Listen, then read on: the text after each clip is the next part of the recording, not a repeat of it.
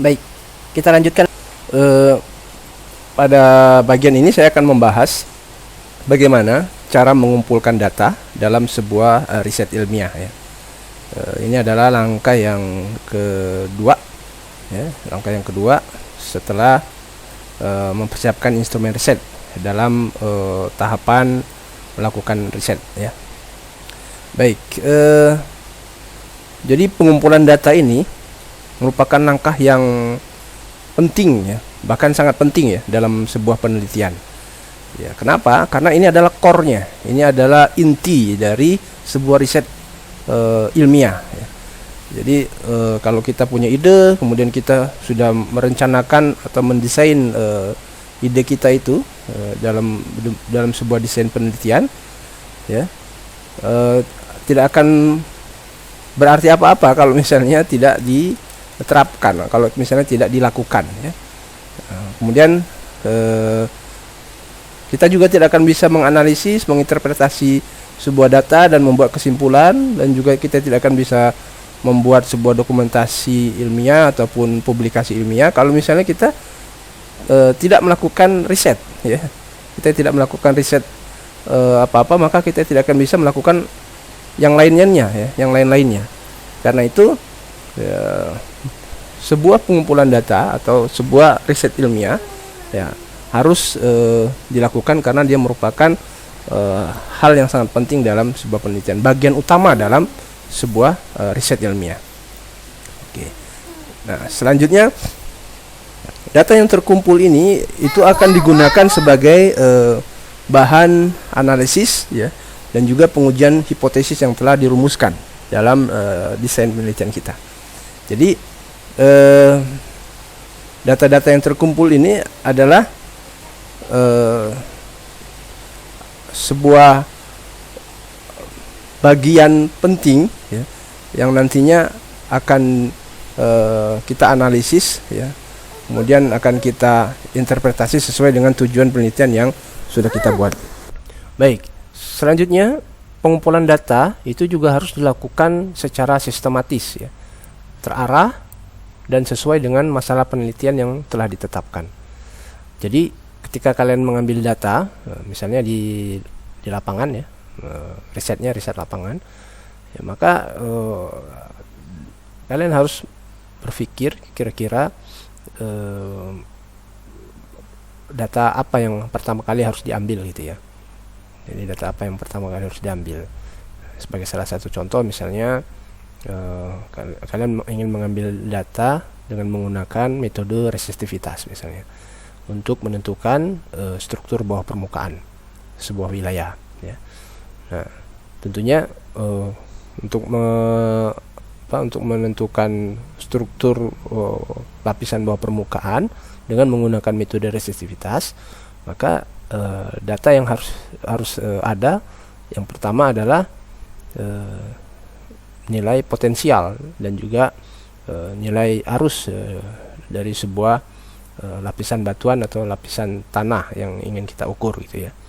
Nah, berarti yang pertama kali kita ambil adalah data potensial dan data arus tersebut gitu. Ya, tentunya dengan menggunakan peralatan yang sudah ada ya. Ya, dalam hal ini biasanya yang digunakan adalah alat resistivity meter ya, untuk mendapatkan nilai potensial dan nilai arus dari suatu lapisan batuan atau lapisan tanah. Maka itu data pertama yang harus dicari gitu ya, dan itu data pertama yang harus diukur di lapangan. Kemudian data selanjutnya yang akan dikumpulkan atau akan didapat adalah data nilai resistivitasnya sendiri. Jadi nilai resistivitas ini adalah data utama dalam metode resistivitas gitu ya. Nah, nilai ini didapat dari hasil perhitungan dengan menggunakan data potensial dan arus gitu ya, dengan menggunakan persamaan-persamaan yang sudah ada ya, sesuai dengan metode resistivitas. Nah, jadi untuk mendapatkan nilai resistivitas ini, nilai utama ini, maka hal pertama yang harus diukur adalah tadi nilai potensial dan nilai arus di lapangan, ya, dengan menggunakan skema misalnya menggunakan Wiener-Schlumberger, ya, atau metode Schlumberger saja, ya, itu sesuai dengan metode-metode yang dipilih gitu ya. Makanya nanti nilai resistivitasnya adalah nilai resistivitas yang dihitung berdasarkan nilai potensial dan nilai arus yang didapatkan di lapangan. Nah, setelah dapat nilai resistivitas, ya, maka untuk bisa menginterpretasi lapisan bawah permukaan, maka kita harus olah ya dia dengan menggunakan tools, ya, dengan menggunakan alat bantu, ya. Biasanya digunakan adalah software restudiv gitu ya, untuk mendapatkan penampang bawah permukaannya. Maka data yang didapat setelah menghitung nilai resistivitas adalah ya gambar itu tadi, ya, gambar warna-warni lapisan bawah permukaan yang sesuai dengan nilai resistivitasnya masing-masing. Maka kita dapatkanlah data utamanya itu, data utama yang akan kita analisis dan kita interpretasi gitu ya, sesuai dengan tujuan yang sudah ditetapkan di dalam rencana penelitian kita, gitu ya. Nah, jadi memang harus dilakukan secara sistematis ya, harus dilakukan langkah per langkah terarah ya, sesuai dengan masalah yang ada. Untuk data yang tidak dibutuhkan ya nggak usah diukur, nggak usah dihitung ya. Jadi biarkan saja ya. Kalau misalnya data yang kita tidak butuhkan itu kita hitung juga, ya itu akan menghabiskan waktu kita gitu ya, dan itu akan masuk ke dalam riset yang tidak smart seperti yang sudah dijelaskan pada video sebelumnya gitu ya. Nah, selanjutnya dalam langkah pengumpulan data ini, teknik pengumpulan data ya, itu erat hubungannya dengan masalah penelitian yang akan dicari solusinya. Jadi teknik pengumpulan data itu ya harus kita sesuaikan dengan solusi yang akan kita dapatkan gitu ya. Nah, jadi semakin kita menggunakan teknik pengumpulan data yang efektif dan efisien ya, sesuai dengan solusi yang ingin kita dapatkan ya, maka hasil data yang akan kita peroleh itu juga akan lebih baik gitu ya. Jadi kalau misalnya teknik pengumpulan datanya itu tidak sesuai dengan solusi yang ingin kita cari ya, berarti dia hasil data yang kita peroleh juga tidak baik gitu ya, tidak bagus gitu ya. Sebagai contoh misalnya ketika kalian ingin menentukan distribusi kecepatan suatu aliran air ya, di sungai ya, maka gunakanlah ya, teknik pengumpulan data dengan menggunakan alat-alat ukur yang sesuai gitu ya. Misalnya kalau kita ingin mengambil kecepatan arus di sebuah aliran sungai ya, maka lihat dulu ya, sungainya itu termasuk dalam sungai yang besar ataukah sungai kecil gitu ya. Ini kalau misalnya dia sungainya besar, maka pertama kita harus memilih instrumen yang sesuai ya. Salah satu contoh misalnya memilih alat ukur pengukur kecepatan aliran, itu flow meter atau current meter ya. Nah, itu kan macam-macam itu jenisnya. Ada yang flow meter yang ukurannya besar ya, panjang gitu ya, mungkin sekitar 1 meter panjangnya ya. Nah, itu cocok digunakan untuk sungai-sungai besar gitu ya, seperti Sungai Kapuas misalnya. Baru kita bisa menggunakan instrumen flow meter yang besar itu. Tapi ada juga flow meter yang portable ya, yang kecil, yang menggunakan tongkat misalnya ya. Jadi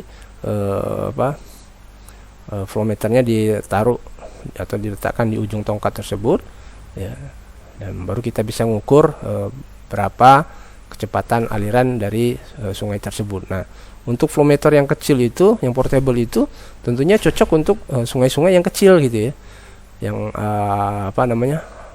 yang arusnya tidak terlalu kencang dan juga kedalamannya juga nggak terlalu besar gitu ya. Jadi kita menggunakan flow meter yang kecil itu tadi, yang portable itu tadi. Kalau kita menggunakan flow meter yang besar tadi ya, pertama datanya juga tidak akan bagus itu untuk yang untuk kita peroleh itu, yang untuk kita dapatkan tuh nggak akan bagus datanya ya. Karena apa? Karena arus yang lambat itu akan susah untuk memutar baling-baling dari flow meter itu gitu ya. Kalau untuk flow meter yang besar itu ya, akan susah untuk memutarnya. Jadi datanya juga akan jelek gitu ya kita dapatkan. Maka pilihlah instrumen-instrumen yang instrumen-instrumen yang tepat ya, dan teknik pengumpulan data yang tepat, sehingga nantinya solusi yang kita cari itu juga bisa kita dapatkan dengan baik gitu ya. Nah, kemudian pemilihan teknik dan alat pengumpul data yang sesuai dengan tujuan yang kita inginkan ya. Jadi pemilihan teknik dan alat pengumpulan data ini juga mempengaruhi ya data yang akan kita dapatkan ya, seperti yang sudah dijelaskan sebelumnya ya. Jadi gunakanlah teknik yang baik, yang sesuai, dan juga gunakanlah peralatan atau instrumen ukur yang sesuai juga ya. Nah, kemudian penggunaan teknik dan alat pengumpul data yang tepat itu dapat membantu pencapaian hasil ya, penyelesaian masalah ya, yang sahih atau yang valid dan juga handal atau terpercaya gitu ya. Nah, jadi misalnya kita ingin menentukan struktur bawah permukaan yang kedalamannya tidak terlalu besar gitu ya, mungkin hanya berapa puluh meter di bawah permukaan tanah ya. Jadi untuk mendapatkan struktur bawah permukaan seperti itu, kita tidak perlu menggunakan metode seismik misalnya, atau kita tidak perlu menggunakan metode gravity misalnya, karena metode-metode seperti itu kan adalah metode-metode geofisika yang digunakan untuk kedalaman yang besar ya, sampai ratusan kilometer gitu ya. Nah, kemudian kalau kita ingin mendapatkan struktur bawah permukaan yang hanya puluhan untuk puluhan meter ya, atau ratusan meter saja ya, kita mungkin cukup menggunakan metode resistivitas saja gitu ya. Nah, di samping memang hasilnya itu akan lebih tepat, kita juga akan mengeluarkan dana yang lumayan murah ya, dibandingkan kalau kita menggunakan metode seismik ataupun metode gravity ya. Itu yang bisa mengeluarkan dana yang cukup besar kalau kita menggunakan metode itu, tapi tujuannya ya hanya untuk mendapatkan struktur bawah permukaan yang berapa ratus meter gitu di bawah permukaan tanah. Jadi harus digunakan atau harus dipilih peralatan yang sesuai gitu ya untuk mengumpulkan data tersebut. Itu ya.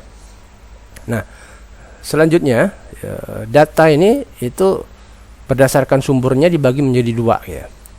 Jadi data itu ada dua ya berdasarkan sumbernya, yaitu data primer dan data sekunder ya. Nah, data primer ini adalah data atau sebuah informasi yang dikumpulkan peneliti ya, langsung dari sumbernya gitu ya.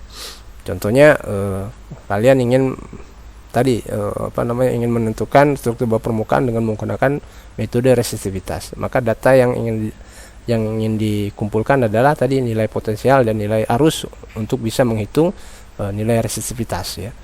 Nah, pengambilan data yang langsung di lapangan ya itu disebut sebagai data primer. Ya, itu adalah data kalian kalau misalnya kalian mengambil datanya secara langsung gitu ya. Ya, data primer itu adalah data kalian. Nah, peneliti bertindak sebagai pengumpul data ya. Jadi peneliti bertindak sebagai pengumpul data. Ya. Jadi dia langsung terjun ke lapangan untuk mendapatkan data tersebut, mengukur secara langsung. Ya. Akan tetapi data primer ini membutuhkan waktu yang lama dan biaya yang tinggi ya. Jadi tentu seperti itu gitu ya. Kalau kita mengukur di lapangan ya pasti kita akan menghabiskan waktu yang berjam-jam, mungkin berhari-hari mungkin ya. Berhari-hari harus kita ukur di lapangan, dan tentunya biasanya kalau mengukur di lapangan itu tidak dilakukan secara mandiri perseorangan gitu ya. Tapi biasanya dia akan membutuhkan bantuan dari temannya gitu ya. Dia akan harus membuat sebuah tim ya. Nah, ketika dia membuat sebuah tim, mengajak teman-temannya untuk mengumpulkan data ya, tentunya dia harus mengeluarkan biaya tambahan untuk misalnya memberikan konsumsi bagi teman-temannya itu gitu ya. Kemudian biaya transportasi untuk sampai ke lapangan. Ya, biaya penyewaan penyewaan alat gitu ya untuk sampai ke lapangan. Itu harus dipikirkan, dan itu memang butuh waktu yang sangat lama. Ya. Nah, akan tetapi ketika seorang peneliti itu melakukan atau mengambil data primer, maka keuntungan yang dia dapatkan adalah ya data itu dapat dipercaya gitu ya. Dapat dipercaya. Ya tentunya dengan syarat dia pengambilan datanya memang dilakukan sesuai dengan prosedur ilmiah gitu ya. Nah, tapi dapat dipercaya apa? Dapat dipercaya oleh peneliti itu. Ya, jadi ketika peneliti itu ingin mengolah data, kemudian menginterpretasi dan menganalisis sebuah data, maka dia yakin terhadap data itu karena data itu diambilnya secara langsung gitu ya, bukan didapatkan dari orang lain. Nah, jadi bisa lebih yakin ketika dia menghitung, menganalisis dan menginterpretasi data tersebut. Nah, kemudian data klasifikasi data berdasarkan sumber yang lain adalah data sekunder. Ya, jadi data sekunder itu adalah data yang dikumpulkan dari pihak lain gitu ya.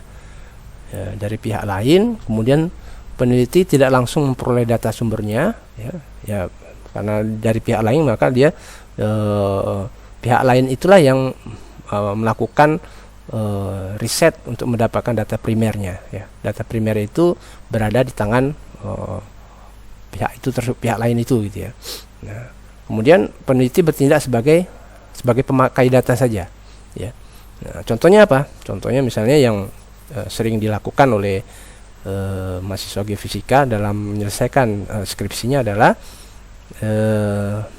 dia mendapatkan data sekunder berupa peta sebaran mineral ya dengan menggunakan metode magnetik misalnya.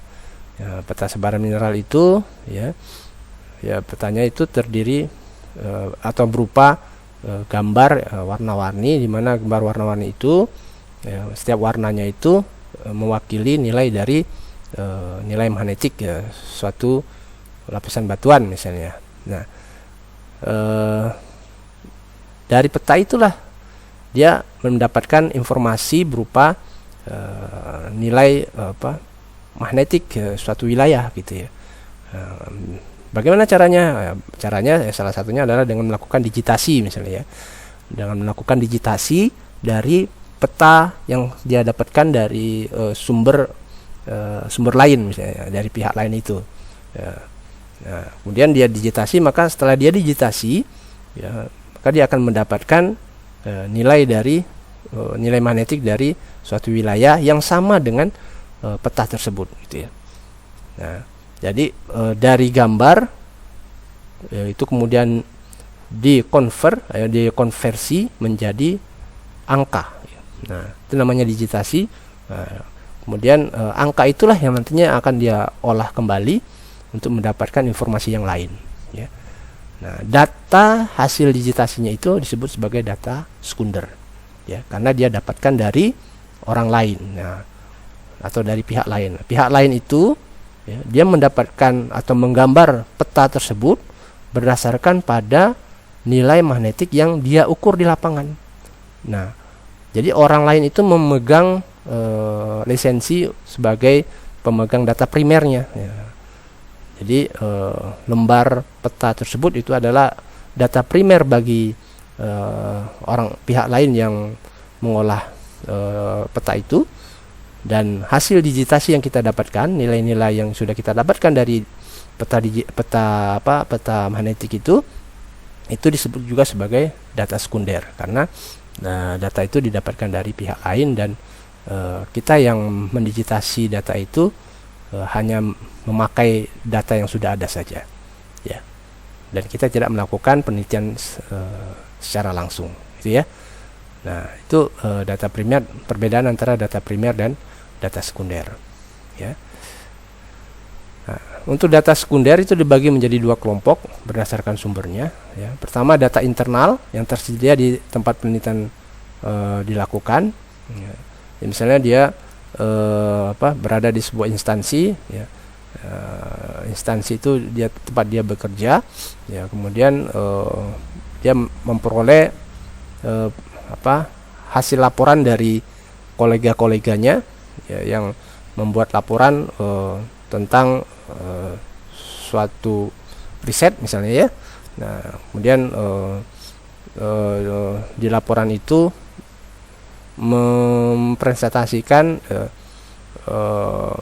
sebuah data, ya, sebuah data yang sudah didapat berdasarkan hasil pengukuran di lapangan. Nah, itu data internal, itu disebut sebagai data internal ketika dia berada di dalam bagian suatu institusi tersebut, gitu ya.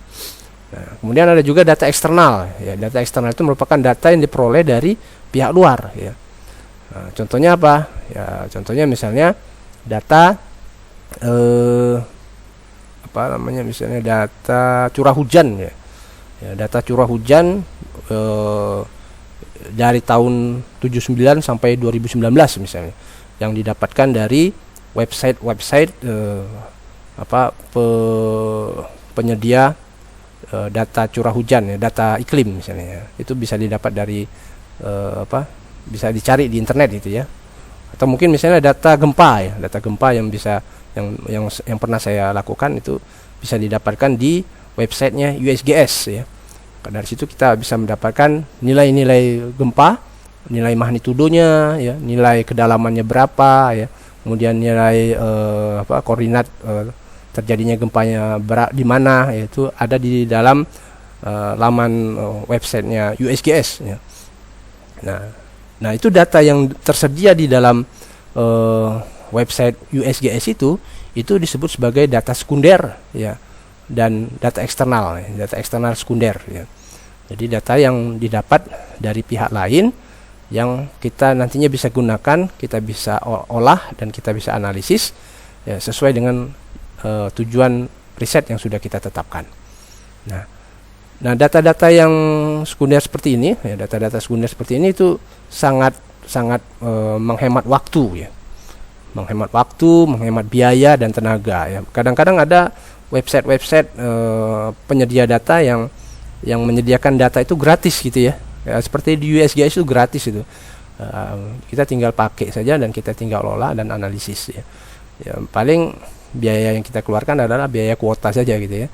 Biaya kuota dan waktunya paling untuk mendownload, ya bisa kita tinggalkan, ya, sehari, ya, mungkin sehari 2 hari kita tinggalkan, ya.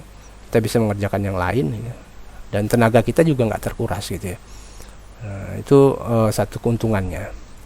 Nah, tapi data yang diperoleh ini belum tentu sesuai dengan keinginan atau maksud dari si peneliti, ya, dan serta tidak diketahui dengan pasti kebenarannya, ya.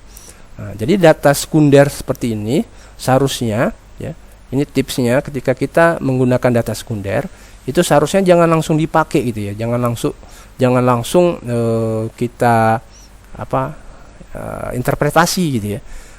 Nah, seharusnya ada step analisis, ya, ada bagian analisis yang mengkhususkan untuk mengkonfirmasi atau memvalidasi data tersebut gitu sebelum masuk ke dalam step analisis data yang sesuai dengan tujuan gitu. Harus ada misalnya studi validasi dari data sekunder yang kita gunakan ya. Apakah data itu sesuai atau tidak gitu ya.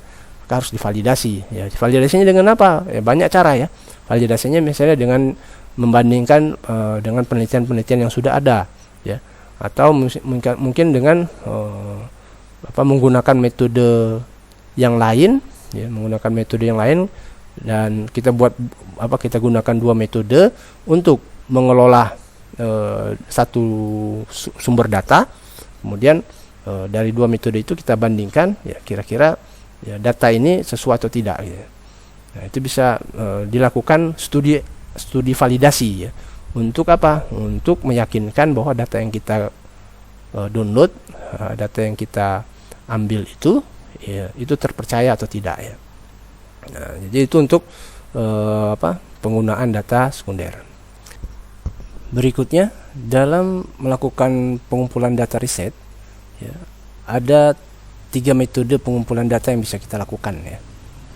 Yang pertama adalah metode sensus, yang kedua adalah metode sampling, yang ketiga adalah metode studi kasus ya. Nah, jadi ketiga metode ini ya, itu bisa kita terapkan salah satunya ya, dalam rangka melakukan pengumpulan data riset ya. Nah, berikutnya saya akan menjelaskan satu persatu dari ketiga metode tersebut. Yang pertama adalah metode sensus ya. Jadi metode sensus ini adalah pengumpulan data yang diperlukan itu dilakukan terhadap seluruh populasi ya. Jadi dilakukan terhadap seluruh populasi atau objek riset ya, yang karakteristiknya hendak kita ketahui. Nah, sebagai salah satu contoh misalnya, kita ingin mengetahui karakteristik struktur bawah permukaan dari kota Pontianak ya, atau di wilayah kota Pontianak ya. Nah, jadi kota Pontianak itu merupakan objek riset kita ya, objek wilayah wilayah tempat kita melakukan penelitian ya. Jadi kita ingin mengetahui karakteristik struktur bawah permukaan di kota Pontianak. Nah, kita tahu bahwa kota Pontianak itu terdiri dari beberapa kecamatan gitu ya. Berapa kecamatan kira-kira? Kecamatan Pontianak Kota, Kecamatan Pontianak Selatan, Kecamatan Pontianak Barat, Pontianak Utara, Pontianak Timur, ya. Pontianak Tenggara lah, ya. Ada 5 atau 6 Pontianak kecamatan gitu ya. Anggap saja 5 kecamatan. Ya, nah jadi di setiap kecamatan itu ya, ketika kita ingin mengetahui karakteristik struktur bawah permukaannya, maka kita harus meneliti, kita harus mengukur ya parameter-parameter fisik yang diperlukan untuk mengetahui struktur bawah permukaannya. Nah, artinya di setiap kecamatan kita harus mengukur ya, semua parameter fisik itu ya, di setiap bagian dari kecamatan tersebut gitu ya. Jadi kita tidak mengambil hanya di beberapa tempat saja, tapi kita mengukur semua tempat di daerah atau di setiap kecamatan itu ya.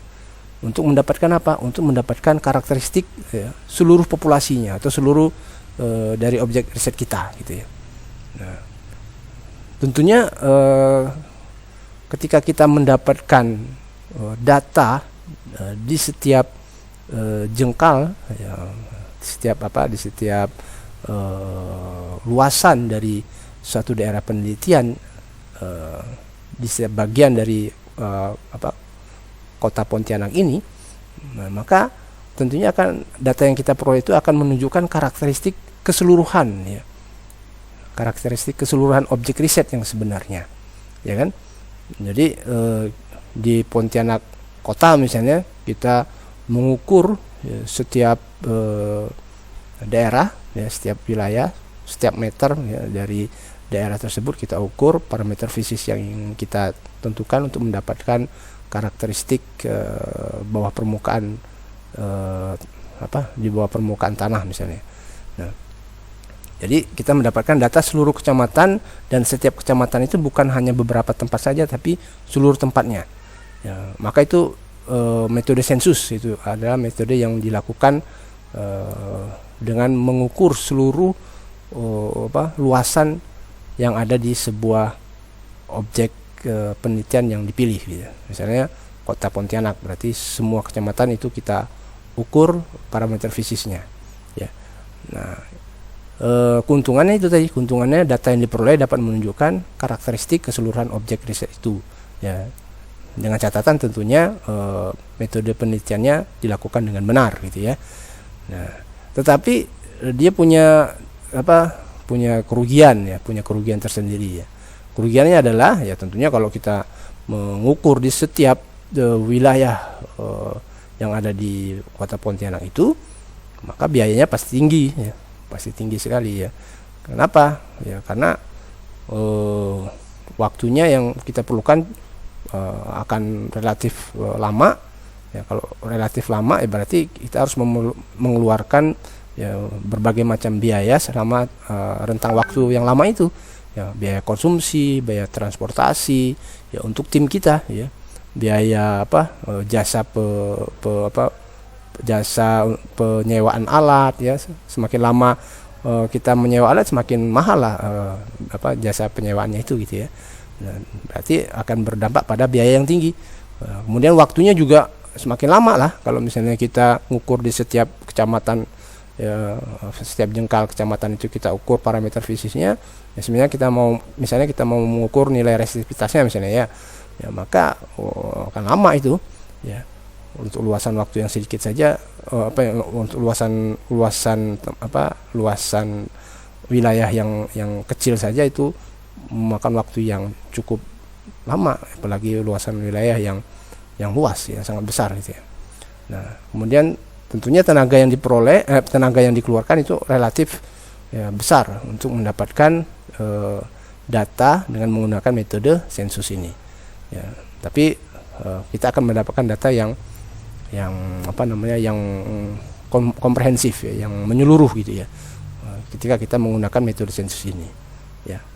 Nah, biasanya ini digunakan untuk proyek-proyek ya, proyek-proyek yang memiliki data yang besar, dana yang besar ya, untuk mensupport penelitian atau untuk mensupport riset suatu wilayah ya. Nah, kemudian untuk peneliti atau researcher yang dananya itu pas-pasan ya, maka dia bisa menggunakan metode sampling ya. Dia bisa menggunakan metode sampling. Apa metode sampling itu? Jadi metode sampling itu dilakukan ya, oleh sebagian researcher ya, atau peneliti untuk mengobservasi ya, sebagian objek riset yang dianggap mewakili keseluruhan karakteristik objek riset yang dikehendaki. Ya, jadi kalau metode sampling ini tidak semua wilayahnya diukur, parameter fisisnya itu tidak diukur semua. Ya, jadi hanya dipilih beberapa tempat saja yang kira-kira mewakili ya, untuk mengetahui misalnya tadi mengetahui karakteristik struktur bawah permukaan. Ya, jadi hanya beberapa tempat saja diukur, tentunya berdasarkan informasi awal yang sudah didapat. Misalnya informasi awal itu berupa peta geologi misalnya kan. Peta geologi di daerah Pontianak Kota misalnya itu didominasi oleh lapisan lempung misalnya. Ya, oke, lapisan lempung di daerah wilayah kota itu tersebar di wilayah kota Pontianak di wilayah Pontianak Kota misalnya ya, tersebar di beberapa kelurahan di mana saja. Oke, yang kelurahannya yang wilayahnya sama lapisan penyusunnya sama, itu diambil salah satunya ya, misalnya di wilayah kelurahan Sungai Jawi Dalam ya, Sungai Jawi Dalam itu ya, itu sama dengan di kelurahan gitu ya, di kelurahan A. Jadi misalnya di kelurahan A itu sama dengan di kelurahan B, sama dengan di kelurahan C, jadi struktur lapisannya sama, maka diambil saja sampelnya misalnya di kelurahan A saja misalnya. Ya, tapi di kelurahan D, E, dan F misalnya ya, itu ada lapisan yang berbeda, ya, 3 lapisan berbeda. Oke, ambil saja semuanya. Nah, tapi ketika kita mengukur di kecamatan yang lain, ternyata 3 lapisan yang berbeda di kelurahan tadi itu ada juga di kecamatan yang lain misalnya. Oke, kita nggak usah ukur di kecamatan itu, kita cukup ambil saja ya struktur untuk kita ambil saja sampelnya di kelurahan D, E, dan F tadi, misalnya gitu ya. Nah, jadi kita hanya mengambil sampel saja, mengambil sampel untuk wilayah-wilayah yang memiliki sebaran lapisan yang mirip gitu, berdasarkan informasi peta geologi gitu. Nah, jadi analisis awal itu sudah kita lakukan sebelum mengambil data gitu ya. Jadi ketika kita mengambil data, kita hanya mengambil pada wilayah-wilayah tertentu saja gitu ya. Jadi tidak semua wilayah kita ambil kita ambil datanya. Nah, itu untuk metode sampling. Nah, kekurangannya apa ya? Kekurangannya dia tidak data yang kita dapatkan itu tidak menyeluruh gitu ya. Tidak komprehensif, tapi dia hanya mewakili beberapa wilayah yang mirip, yang sama saja ya gitu ya, tapi metode sampling ini masih bisa diterima gitu hasilnya ketika dilakukan dengan menggunakan metode ilmiah yang benar gitu ya. Dan biasanya yang paling banyak ini yang dipilih oleh para peneliti karena dia keuntungannya ya selain biayanya relatif murah, waktunya juga tidak terlalu lama, dan tenaga yang dikeluarkan juga tidak terlalu banyak. Ya. Kemudian metode yang ketiga adalah metode studi kasus. Nah, metode studi kasus ini ya jadi lebih sempit lagi dibandingkan dengan metode sampling ya. Ya, kalau metode sampling ini dia bisa menyebar, mengambil sampel di mana-mana ya, tapi dia tidak selengkap metode sensus ya. Nah, kalau metode studi kasus ini dia lebih sempit lagi ya. Jadi penelitian dilakukan terhadap satu aspek tertentu saja yang ditentukan misalnya. Ya. Jadi misalnya ingin mengetahui bagaimana distribusi kecepatan aliran di muara Sungai Kapuas misalnya kan. Muara Sungai Kapuas distribusi kecepatannya seperti apa? Ya, apakah berosilasi ya, distribusi kecepatan di bawah permukaan sungai itu, di bawah permukaan aliran sungai itu, ataukah tidak? Nah, studi kasus yang ada di muara Sungai Kapuas itu tentunya tidak bisa digunakan untuk menganalisis untuk kasus di muara sungai yang lain gitu. Ya, karena kenapa? Karena parameter fisiknya juga agak akan berbeda dengan muara sungai yang lain gitu ya. Nah, pengumpulan data juga dilakukan terhadap sebagian objek riset yang mewakili. Nah, dia sama-sama juga mewakili populasi atau objek riset yang ditentukan ya.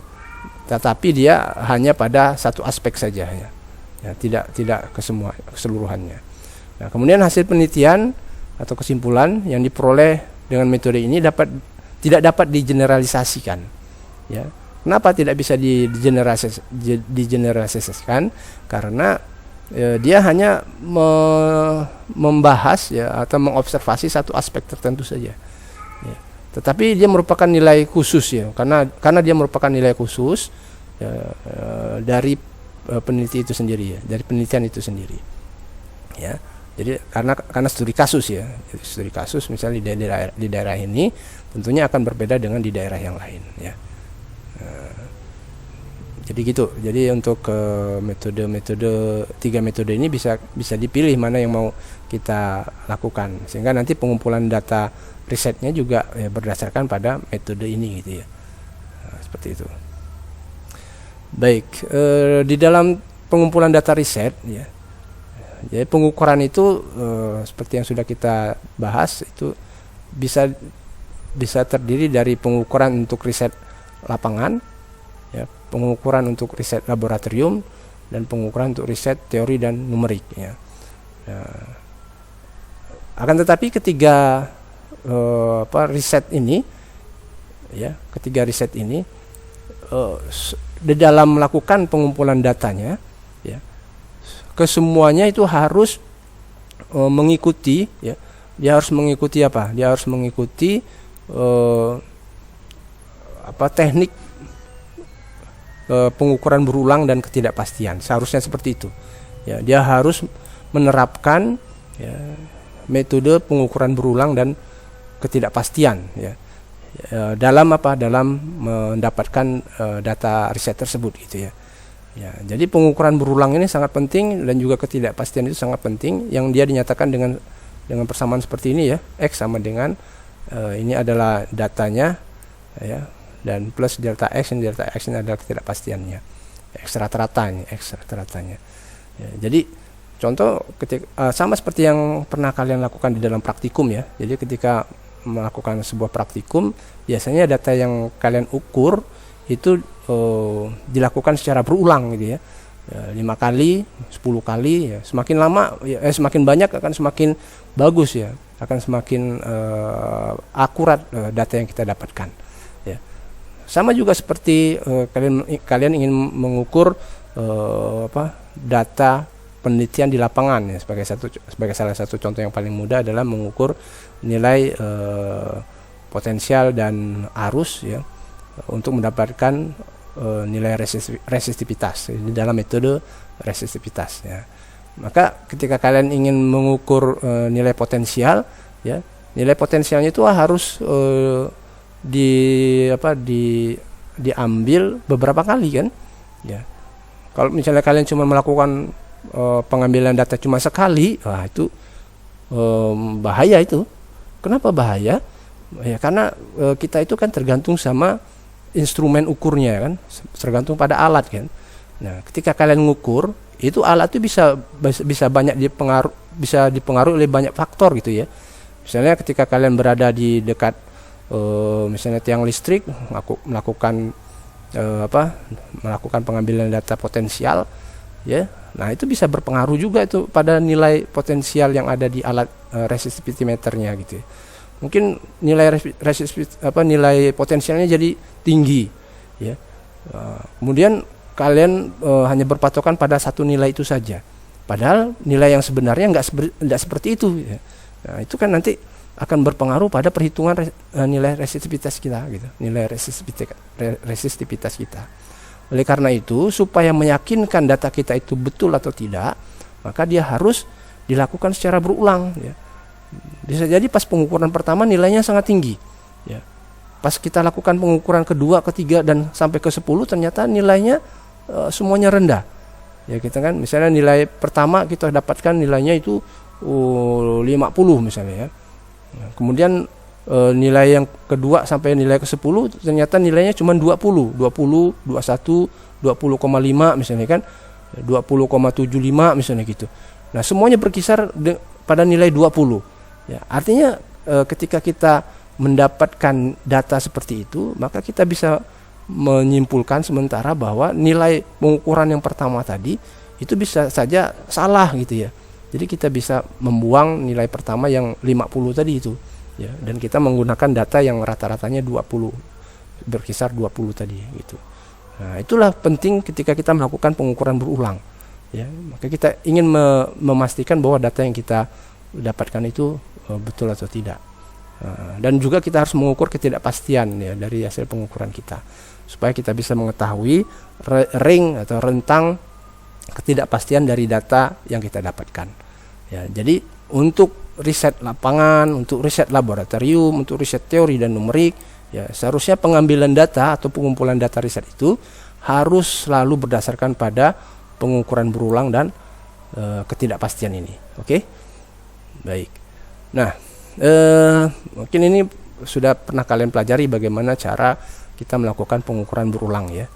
Nah, ini salah satu contohnya saja. Misalnya ini datanya itu kita mengukur datanya sebanyak 6 kali misalnya, sebanyak 6 kali, ya. Ini adalah banyaknya pengukuran, ya, sebanyak 6 kali, dan kita ingin mengukur nilai arusnya, ya, nilai arus kita dapatkan nilainya seperti ini, ya.